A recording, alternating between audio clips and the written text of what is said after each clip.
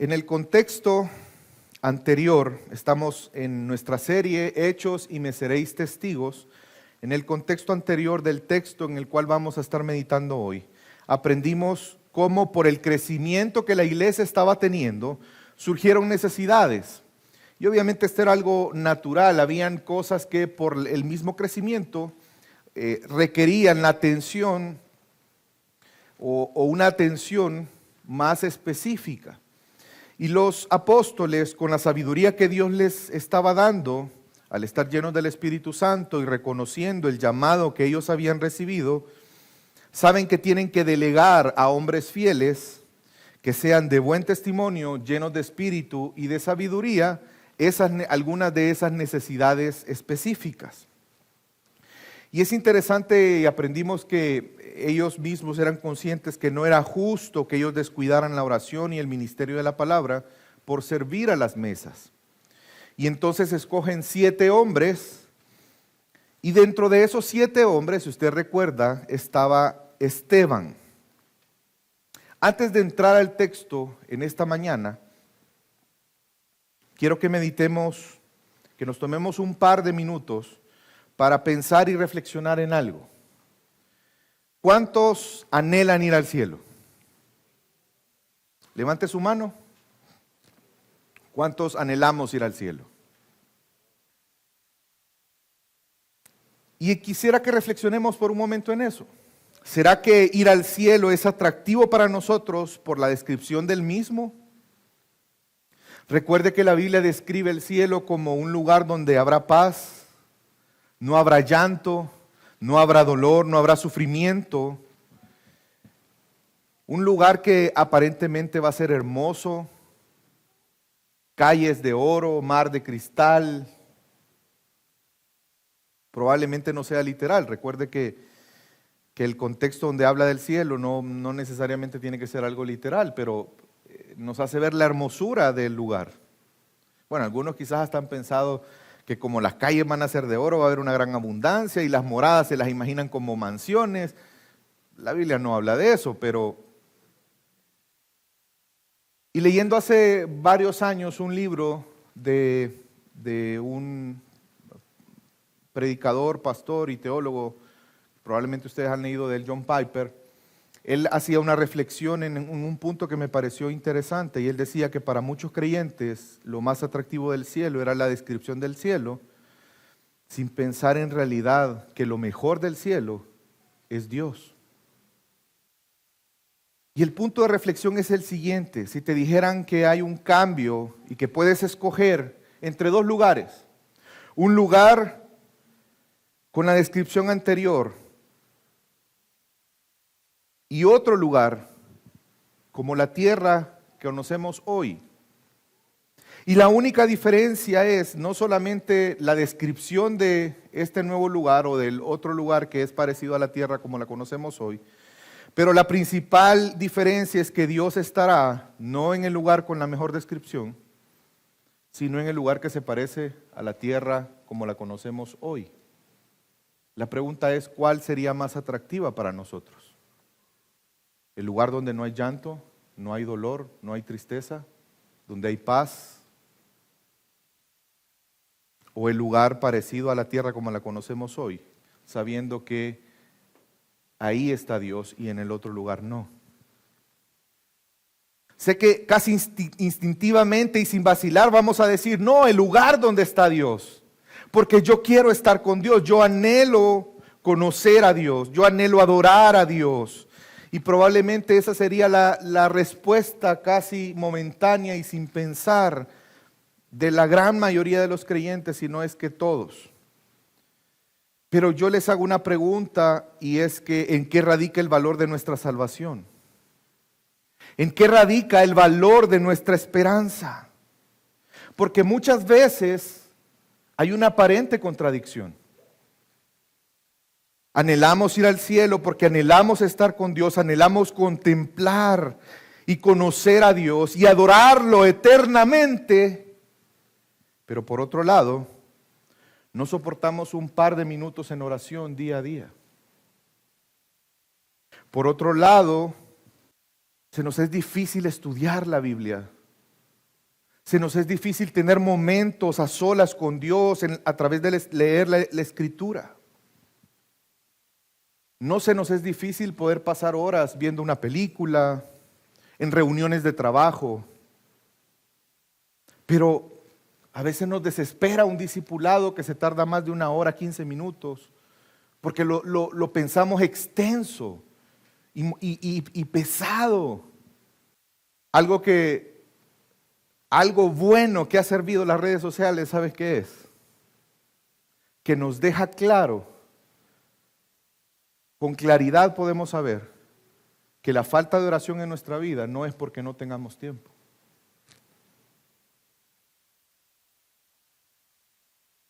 Muchas veces no disfrutamos el tiempo de oración, de alabanza durante el servicio, llegamos tarde, somos indiferentes.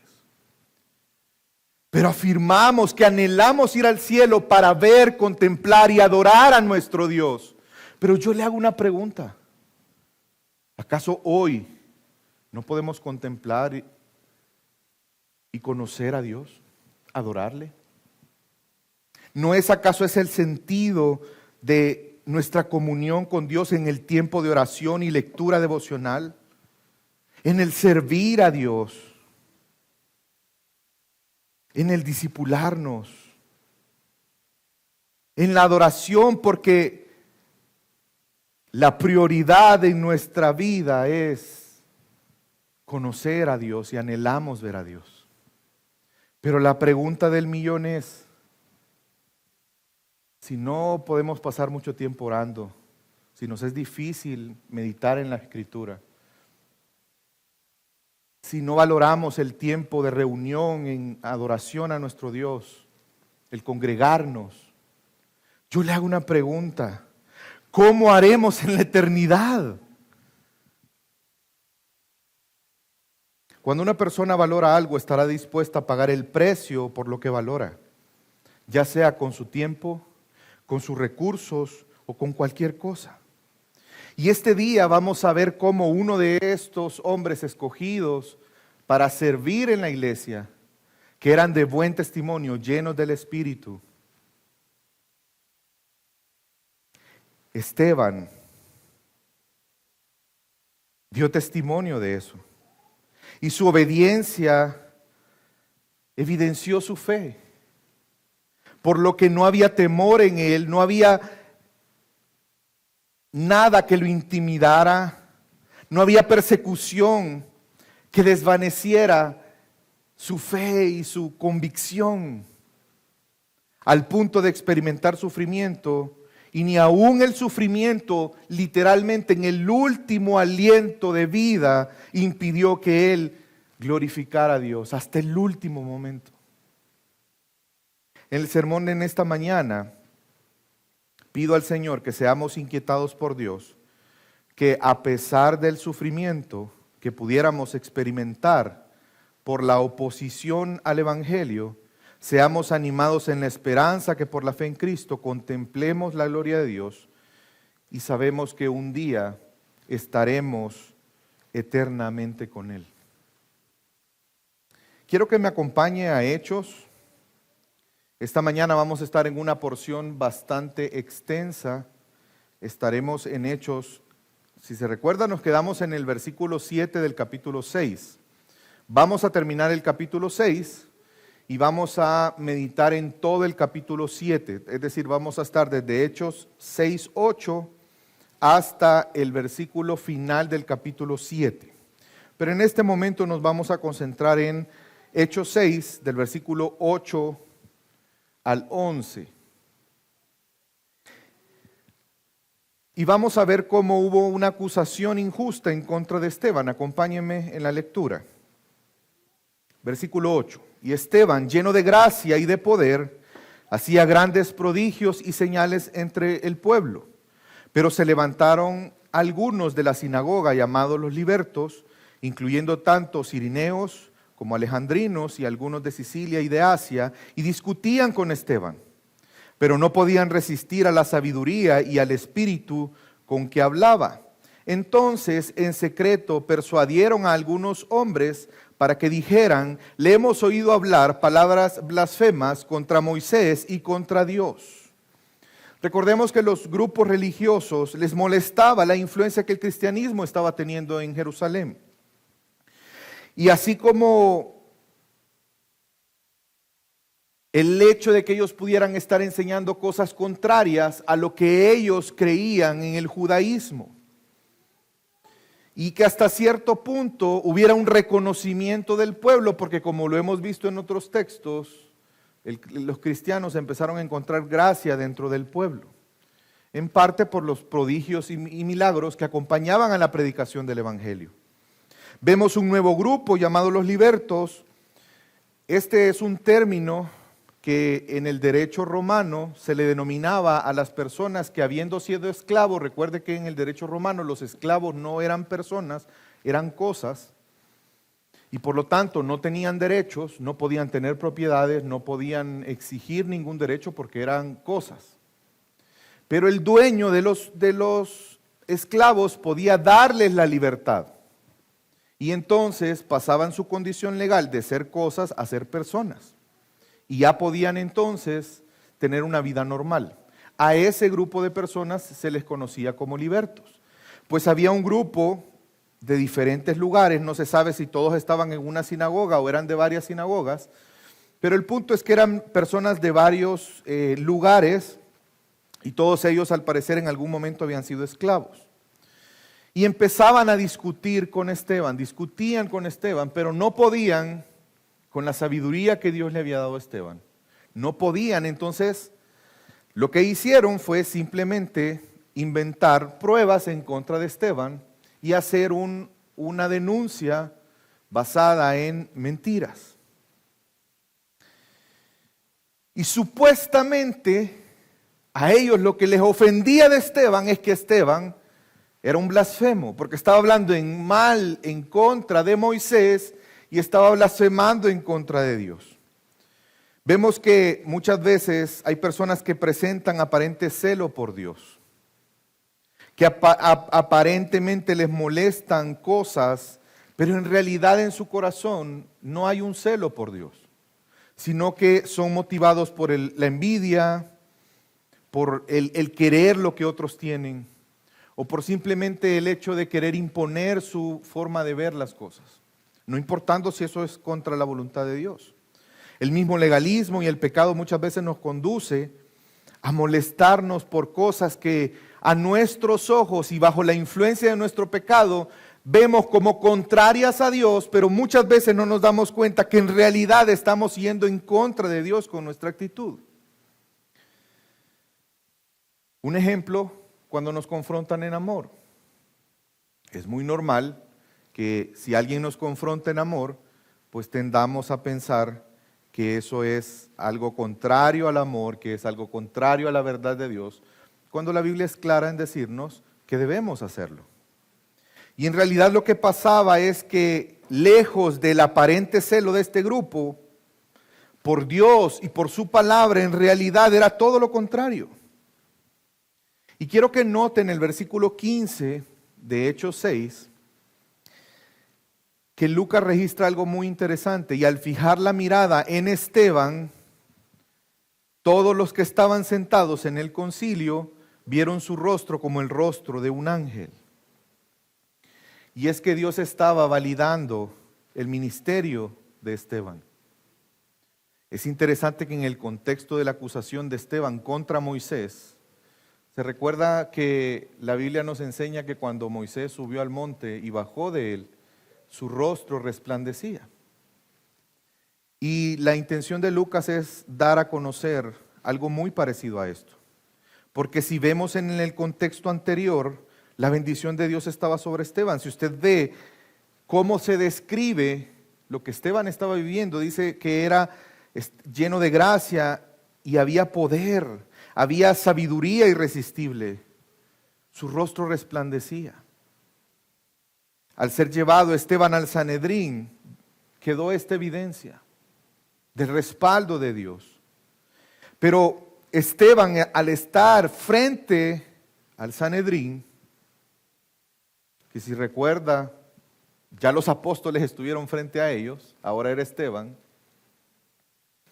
Esteban presenta una defensa Y su argumentación lo que hace es revelar lo que en realidad estaba pasando. Y deja en claro el falso celo de este grupo. Y presenta una defensa por medio de revelar lo que en realidad motivaba a esta persecución, no solo para Esteban, sino para el Evangelio y para el cristianismo. Y si vemos, a partir del capítulo 7, desde el versículo 11 hasta el 52, vamos a ver la defensa de Esteban. Y vemos que la oposición del Evangelio es por la dureza y la necedad del corazón del hombre. Y ese es el argumento principal de Esteban. El sumo sacerdote, que era Caifás, que recuerde que Caifás estuvo involucrado en el enjuiciamiento de Jesús, le hace una pregunta a Esteban en el versículo 1 del capítulo 7. Ante las acusaciones que estaban haciendo, recuerden que eran acusaciones falsas. La pregunta es, ¿esto es así? No quiero que perdamos de vista las acusaciones, era de blasfemia, querían, y específicamente la acusación es que Esteban quería cambiar las tradiciones y las ordenanzas que Dios dejó y trajo por medio de Moisés a través de la ley, y que además ellos estaban diciendo que iban a destruir el templo. Y recuerde que para el judaísmo el templo era muy importante porque era el lugar donde el hombre tiene un encuentro con Dios, era el lugar donde estaba la presencia de Dios. Es decir, la acusación era hablar en contra de el lugar santo, donde está Dios, la presencia de Dios, y hablar en contra de la ley de Dios. Lo que no entendieron es que Esteban simplemente estaba hablando la verdad. Y en el caso del templo, las enseñanzas de Jesús, si ustedes recuerdan, de hecho, si usted revisa las acusaciones que hicieron en contra de Jesús, eran muy parecidas a las de Esteban. Porque Jesús en una ocasión dijo que él iba a destruir el templo y lo iba a reconstruir al tercer día. ¿Se recuerdan de eso? Pero nunca entendieron que él no hablaba literalmente. Que él hablaba acerca de él mismo, de su muerte y su resurrección. Tampoco entendieron que la profecía en el Antiguo Testamento, que iba a haber un templo más glorioso que el de Salomón, no iba a ser un edificio. Ese templo era el cuerpo de Cristo, la encarnación de Jesús. Él se refería a su propio cuerpo, como lo comenta Juan en su Evangelio. Tanto su cuerpo resucitado al tercer día, como también su cuerpo espiritual, el surgimiento de la iglesia, que habría ocupar ahora el lugar del templo físico. Porque cada uno de nosotros somos ahora morada del Espíritu de Dios. Ya no necesitamos un templo físico. Y en cuanto a la ley, Jesús enseñó que Él no vino a abolir la ley. Él vino a cumplir la ley. Por lo tanto, las acusaciones eran falsas. Y Esteban comienza a presentar su argumento basado en su fe y en la verdad del Evangelio y de la palabra de Dios, y hace un recorrido espectacular por la historia de Israel. Pero lo hace con un enfoque en específico. Cuando Esteban hace su argumentación, escoge 4 épocas principales de la historia de Israel y también a personas específicas. Habla de Abraham y los patriarcas, habla de José, habla de Moisés, habla de David y Salomón. Y esto tiene que ver con su argumento, que la intención en esta mañana es que podamos entender el argumento. Porque si leemos la exposición de Esteban, pareciera ser que no es como la de Pedro, como las predicaciones de Pedro. Pero recuerde que la pregunta ¿es cierta las acusaciones que están haciendo Esteban? Entonces Esteban procede a dar su argumentación. Primero, del versículo 7, en el capítulo 7, del versículo 2 al 8, comienza el relato de cómo Dios llama a Abraham. Recuerde que ahí surge Israel como pueblo en el llamado de Dios a Abraham. Les recuerda cómo Dios llama a Abraham a dejar su tierra y su parentela e hizo una promesa de que le daría tierra y descendencia. Esteban también les recuerda que Dios advirtió que estarían en tierra extraña y que serían esclavizados y maltratados durante un largo periodo de tiempo. Abraham vino a ser el padre de Isaac, e Isaac el padre de Jacob, y Jacob el padre de las 12 tribus. Y luego empieza a hablar de José. Los 12 patriarcas vendieron a José, pero Dios estaba con él.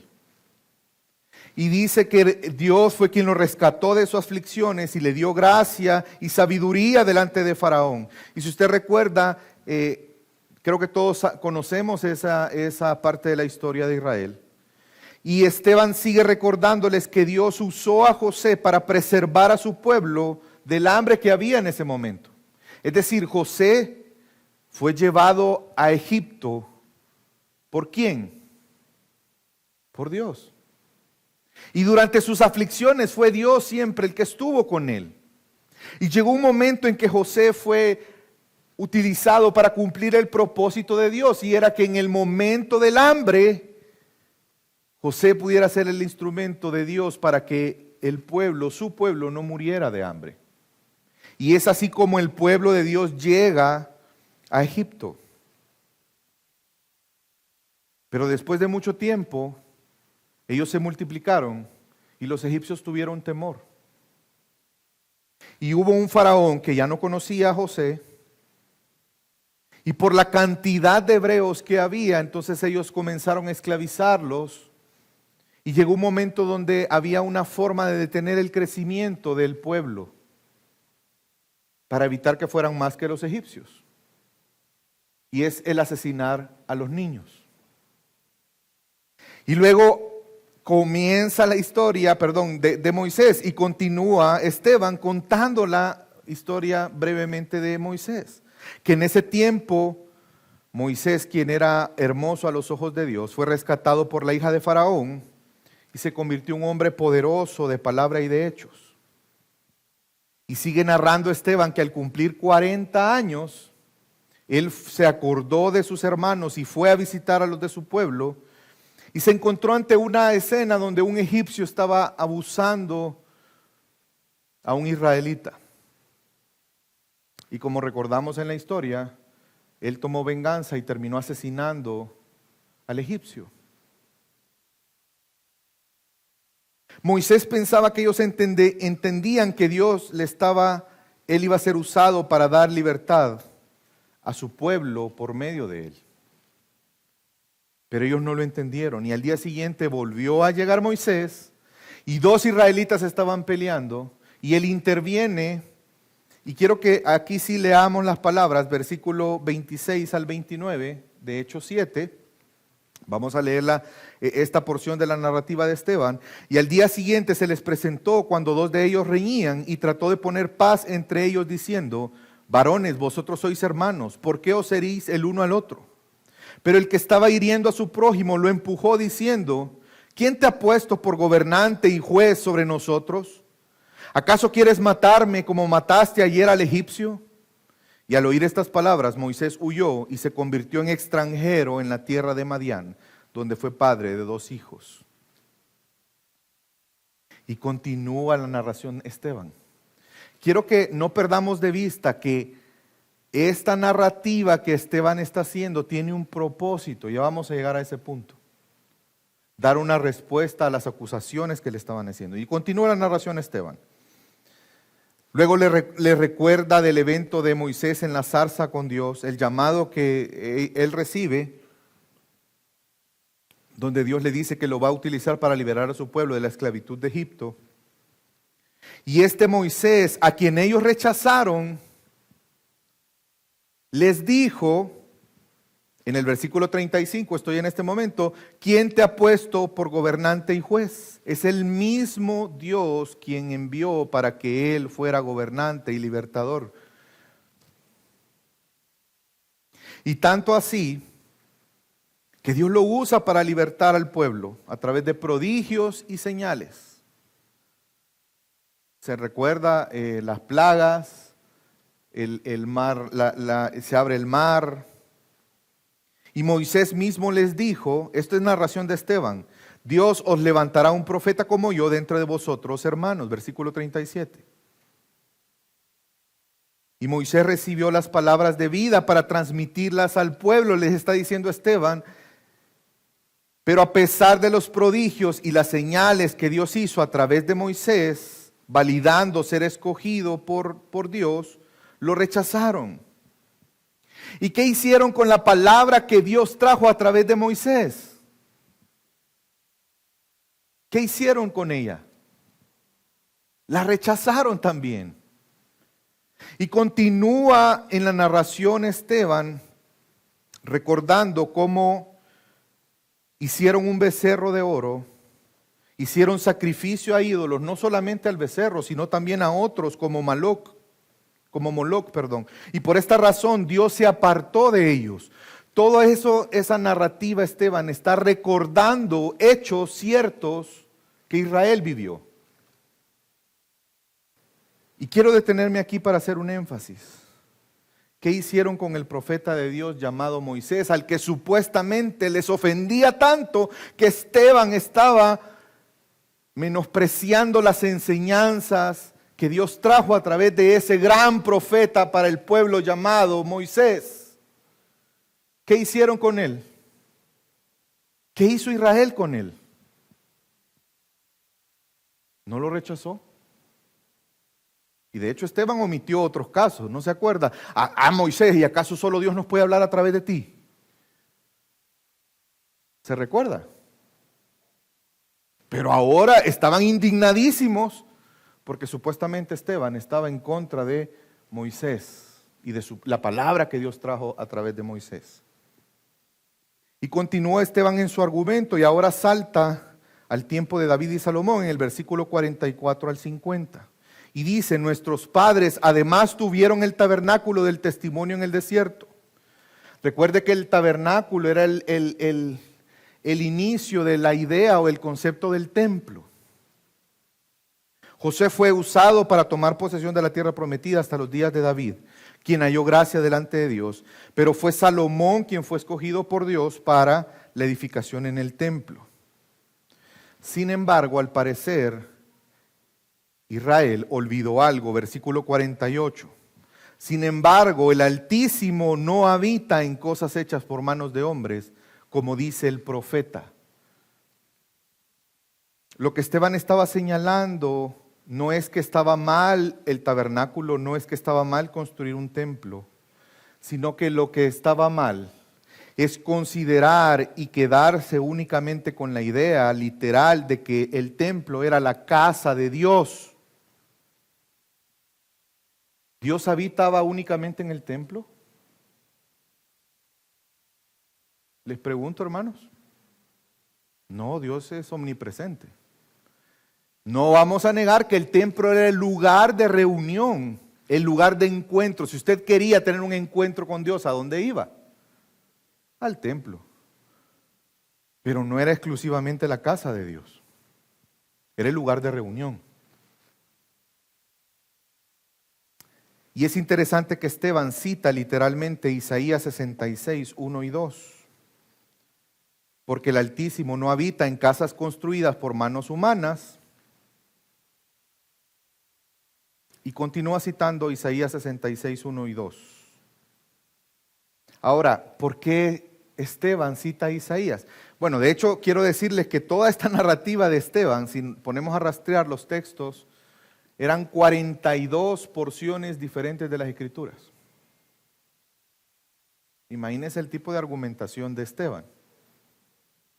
42 porciones diferentes donde está toda esta narrativa. Pero ¿por qué cita textualmente Isaías 66, 1 y 2? Lo interesante es que Isaías 66, si usted lo lee y lo estudia, se va a dar cuenta que es una visión que Dios da a Isaías que habla de varias cosas. Habla de la persistencia del pecado como rebelión y las consecuencias que eso tiene dentro del pueblo de Dios. Pero también afirma que Dios iba a establecer un nuevo orden. Reconoce que producto de su pecado Israel se dividió, pero que Dios ya iba a derribar esa división. Afirma el compromiso de Dios de resistir la rebeldía y de mostrar gracia al humilde y al manso. Es una visión que reconoce a los rebeldes como conservadores religiosos. Es interesante que también habla de que en un futuro muchas cosas van a cambiar. El templo, los sacrificios, el sacerdocio, la figura de rey como ellos lo conocían. Y que esto lo vemos el cumplimiento en el año 70 cuando destruyen el templo. Pero era un proceso que ya había iniciado Dios con Cristo. Y afirma el compromiso de abrir la ciudad, Jerusalén, a toda carne, a todo aquel que quiera escuchar su voz y obedecerle.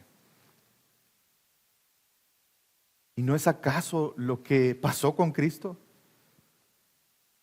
Y quizás el punto en el que para mí era importante tomar algunas partes de la defensa de Esteban para que podamos comprender por qué Esteban dijo estas palabras y hizo este recorrido. ¿Qué debemos de comprender de la defensa de Esteban ante el Sanedrín? Y hay un hilo que recorre esta defensa, y es que el Dios de Israel es un Dios que no está en un solo lugar. La afirmación clave en su discurso es que Dios, ese Dios de gloria, ¿a dónde se le apareció a Abraham? ¿En Jerusalén? No. En la tierra pagana, en Mesopotamia. ¿Dónde estaba José cuando Dios lo utilizó? ¿A dónde? En Egipto.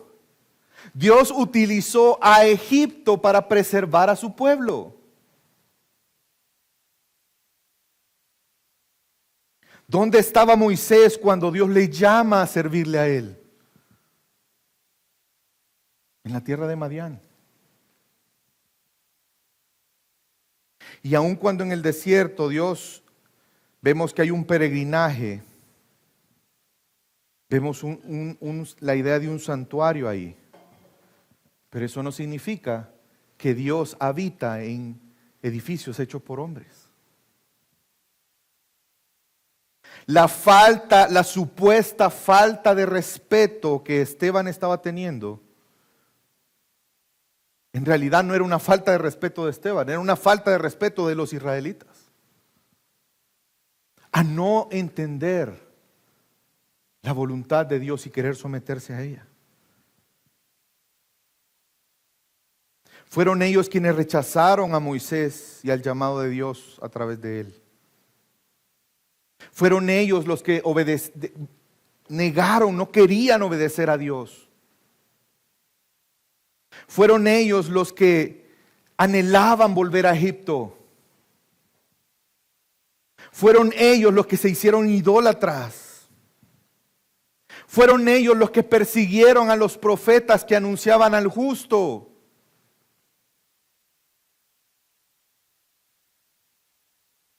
Y de hecho Esteban cita a Amós en el versículo 42 y 43 y a Isaías en el versículo 48 y 50.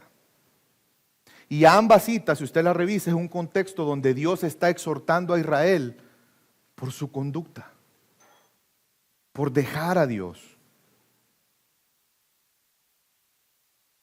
Pero todo esto se trata de Cristo. Su defensa tenía el propósito, lejos de ser una blasfemia, en realidad, o lejos de ser irrespetuoso con la palabra de Dios, en realidad honraba la voluntad de Dios.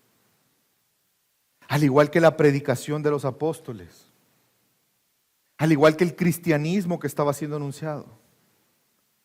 Porque el Antiguo Testamento anunciaba lo que ellos habían visto y oído y habían sido hecho frente a sus ojos. ese templo más hermoso que el de Salomón, ellos lo vieron. Vieron a Jesús resucitado. Vieron el cumplimiento de la ley de Dios en Cristo. Pero ellos, los que estaban en el Sanedrín frente a Esteban, ellos estaban irrespetando a Dios, a su voluntad, a su palabra. Y eso es lo que Esteban está argumentando. Y en consecuencia, si bien en el pasado el pueblo se reunía en el templo para encontrarse con Dios, en el futuro Dios había anunciado que la reunión con Dios no sería en un edificio. La reunión con Dios sería con Él mismo, con Jesús, a través de Jesús. Jesús dijo: yo soy el camino, la verdad y la vida. Nadie llega al Padre si no es por mí. Por eso cuando Jesús muere y resucita, ¿qué pasó en el templo? ¿Qué pasó en el lugar santísimo?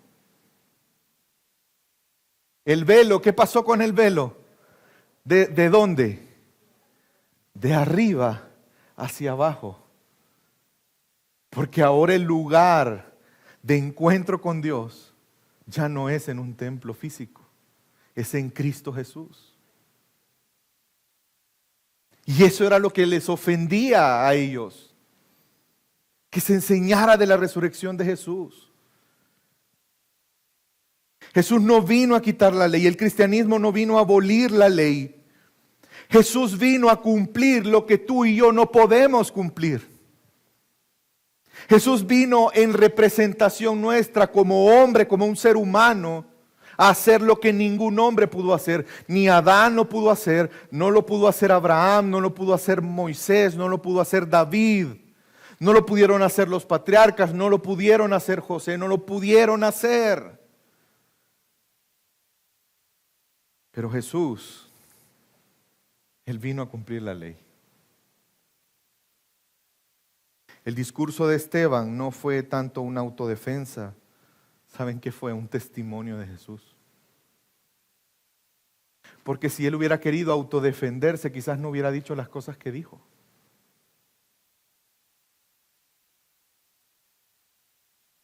Su tema principal tenía el carácter de evidenciar a Jesús de Nazaret, sobre el que él había creído, que había venido a reemplazar el templo y a cumplir la ley. Y por eso testificaba de eso. Como lo expresa Calvino, ningún daño puede hacerse al templo y a la ley cuando se establece a Cristo como el fin y la verdad de ambos. Lo que Jesús enseñó, por lo tanto, fue que el templo y la ley tendrían su cumplimiento en Él. Y viene entonces a presentar su argumento final Esteban. Y mire lo que les dice, Hechos 7, 51 al 53. Y aquí nos vamos a dar cuenta que la intención no era autodefenderse. La intención era exaltar a Cristo, no importando el precio.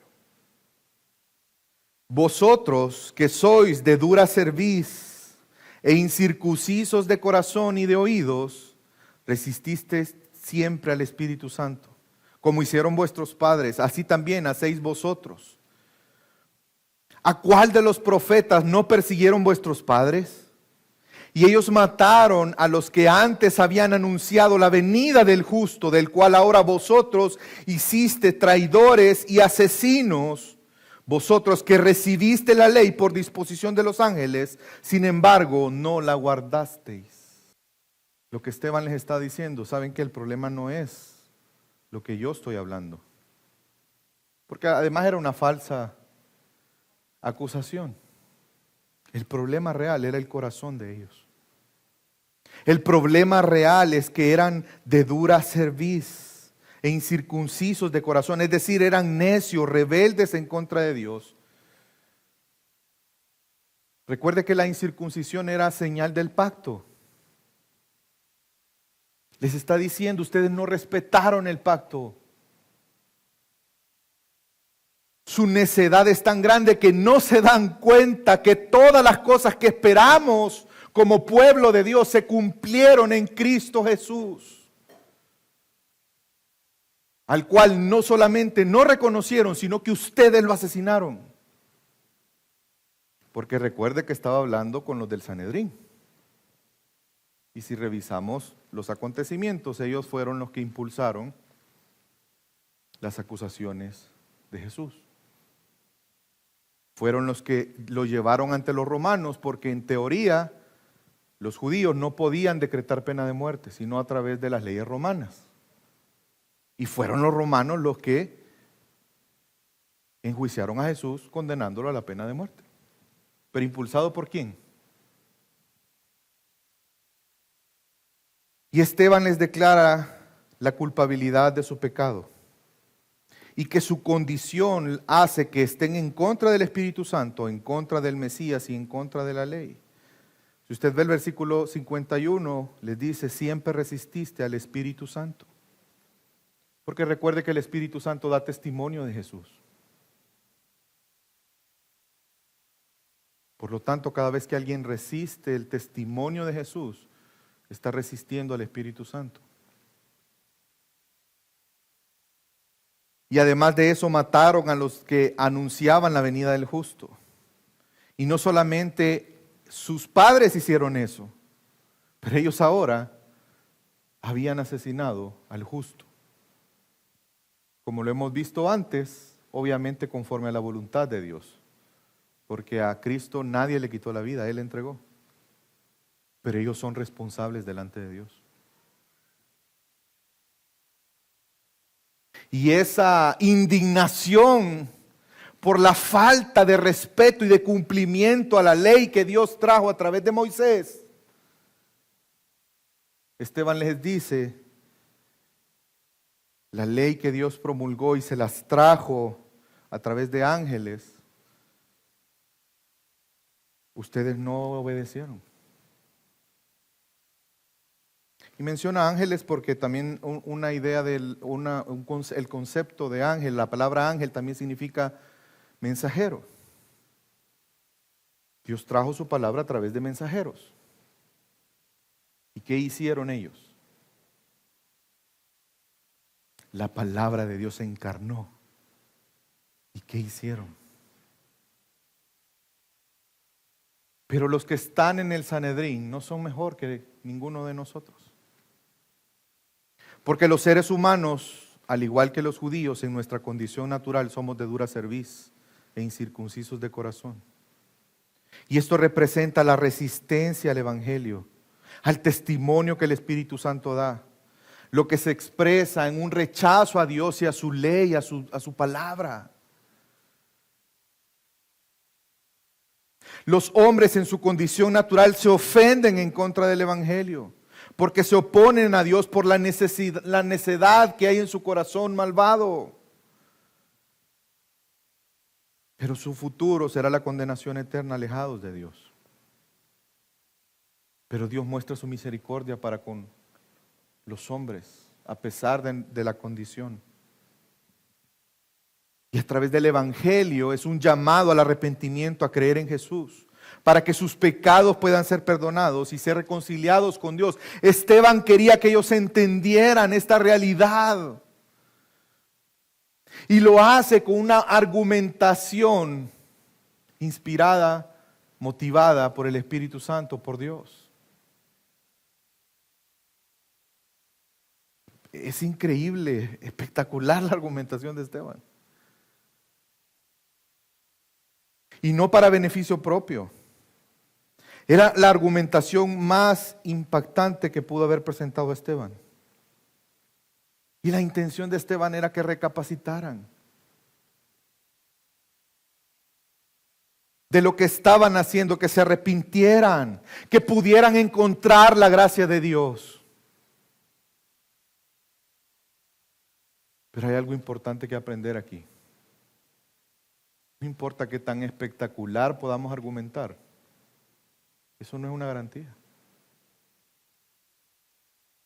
Porque cualquiera podríamos pensar, no hombre, ante esta, imagínense, cargada de palabra de Dios, de claridad, de sabiduría, A todos aquellos que escucharon, me imagino que se tiraron de rodillas en arrepentimiento a Dios. Veamos cuál fue la respuesta. Versículo 54. Y al oír esto, ¿qué pasó? Se sintieron profundamente ofendidos y crujían los dientes en contra de él. ¿Usted ha visto a una persona crujir los dientes? ¡Uy, que te quiero matar!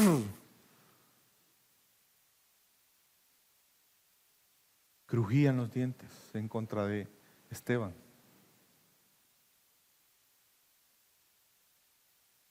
Cuando nuestra fe en Cristo es real, podemos tener la certeza que no importa las circunstancias, podemos ver a nuestro Creador y Salvador siempre en medio de las circunstancias. Podemos ver a nuestro Padre expresando y manifestando su gloria en medio de las circunstancias y en medio de nosotros. Aun cuando esas circunstancias sean las más adversas, muchas veces esa adversidad tiene el propósito que veamos la gloria de Dios. Y eso hace que el dolor, las circunstancias, el sufrimiento pase a un segundo plano.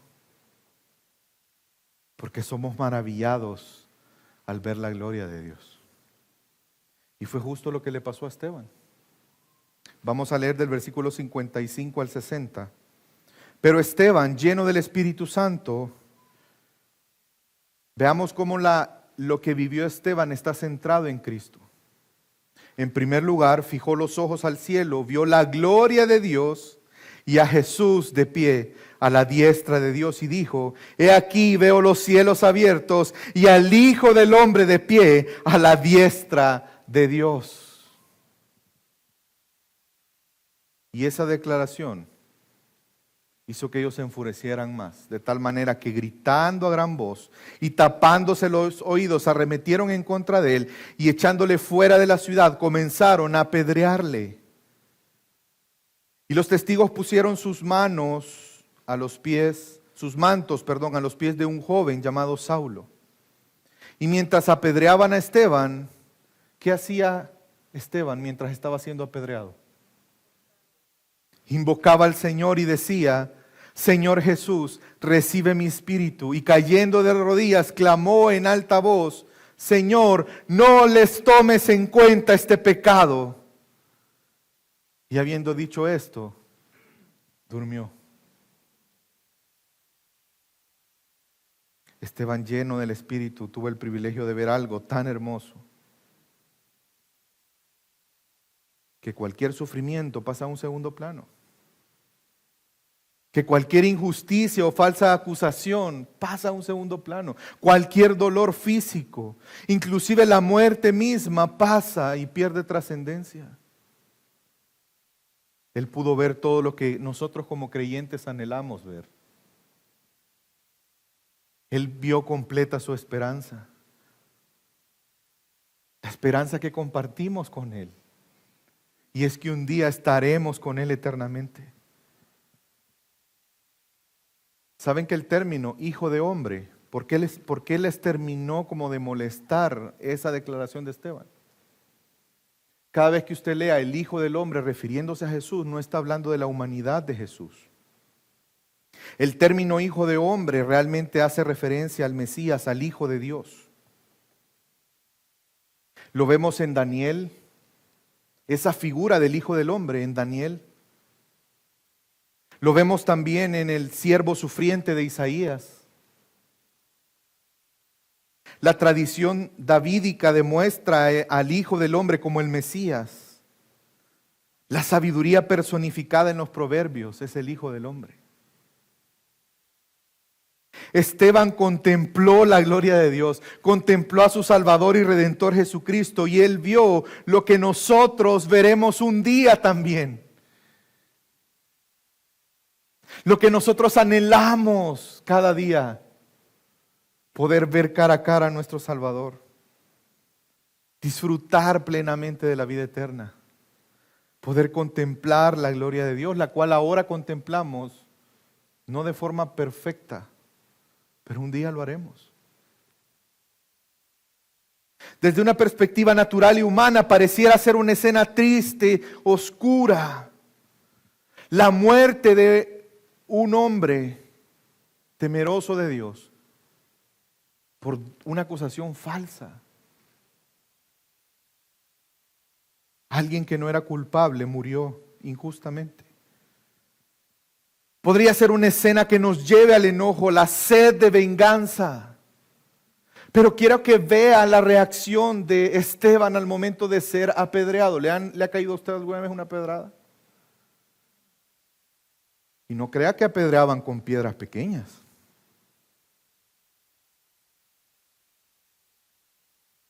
En ese momento dolor físico.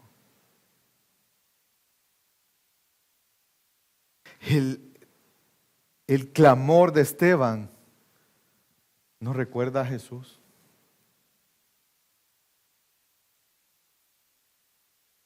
Jesús dijo: en tus manos encomiendo mi espíritu.